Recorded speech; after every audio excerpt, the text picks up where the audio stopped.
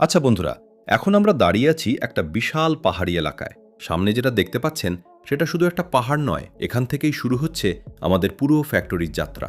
এই পাহাড়ের ভেতরেই লুকিয়ে আছে মূল্যবান কাঁচামাল, আর সেই কাঁচামাল দিয়েই তৈরি হবে কাঁচ, সিরামিক, উন্নত মানের বিল্ডিং ম্যাটেরিয়াল আর নানা ধরনের আধুনিক শিল্পপণ্য।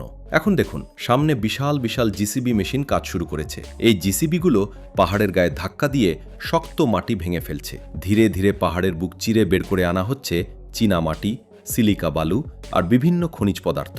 এই মেশিনগুলো খুব শক্তিশালী।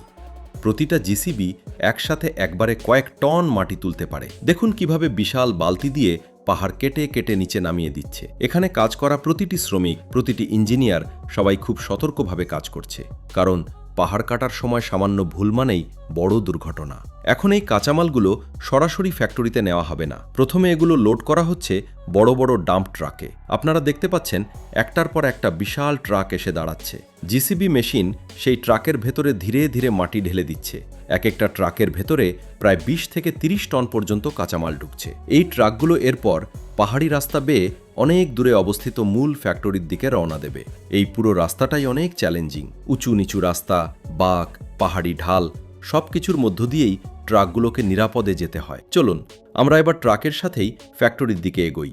এখন আপনারা দেখতে পাচ্ছেন বিশাল একটা শিল্প এলাকা। দূর থেকেই দেখা যাচ্ছে বড় বড় চিমনি, লম্বা বিল্ডিং, কনভেয়ার বেল্ট আর ভারী যন্ত্রপাতি। এটাই আমাদের মূল ফ্যাক্টরি। এখানে প্রতিদিন হাজার হাজার টন কাঁচামাল প্রক্রিয়াজাত করা হয়। ট্রাকগুলো একটার পর একটা ঢুকছে ফ্যাক্টরির ভেতরের বিশাল গেট দিয়ে। ভেতরে ঢোকার পর ওজন মেশিনে প্রতিটা ট্রাকের ওজন মাপা হয়। এরপর কাঁচামাল ঢালা হয় বিশাল স্টোরেজ পিটে। এই পিটগুলো অনেক গভীর এবং প্রশস্ত। এখানে কয়েকদিনের কাঁচামাল একসাথে জমা রাখা যায়। এখন এখান থেকে শুরু হচ্ছে মূল প্রক্রিয়া।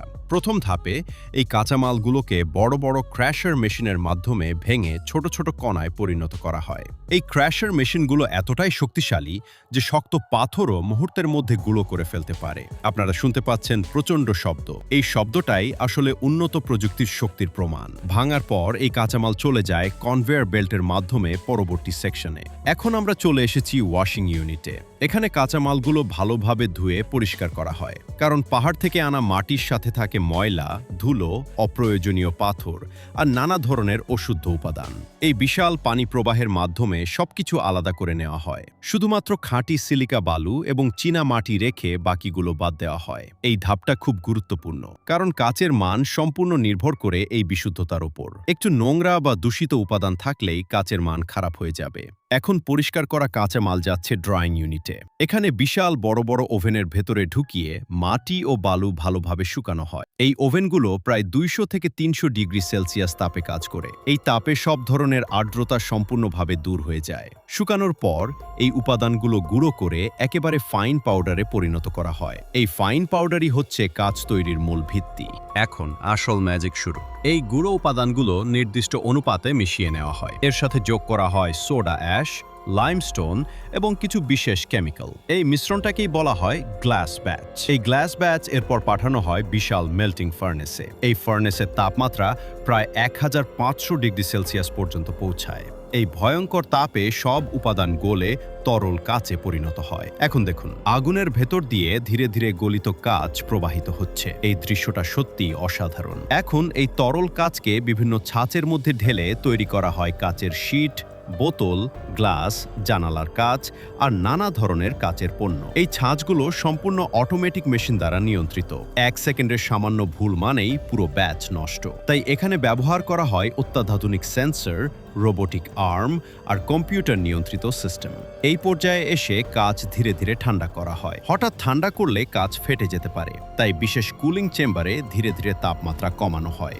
এই প্রক্রিয়াকে বলা হয় অ্যানেলিং। এর ফলে কাচ শক্ত হয়, টেকসই হয় আর দীর্ঘদিন ব্যবহারযোগ্য থাকে। এখন তৈরি হওয়া কাচ চলে যায় কাটিং ও ফিনিশিং ইউনিটে। এখানে লেজার কাটার দিয়ে কাচ নির্দিষ্ট মাপে কাটা হয়। এরপর প্যালিশিং মেশিনে নিয়ে কাচের ধারগুলো মসৃণ করা হয়। এই ধাপে কাচের সৌন্দর্য ও মান দুটোই নিশ্চিত করা হয়। এখানে কোয়ালিটি কন্ট্রোল ইউনিটে প্রতিটা কাচ পরীক্ষা করা হয়। ফাটল, দাগ, বুদবুদ কিছু থাকলেই সেই কাচ বাতিল করা হয়। শুধু নিখুঁত কাচই প্যাকেজিং এর জন্য পাঠানো হয়। এখন এই কাচগুলো শক্ত কাঠের বাক্স ও ফোম প্যাকিং দিয়ে মোড়ানো হয়।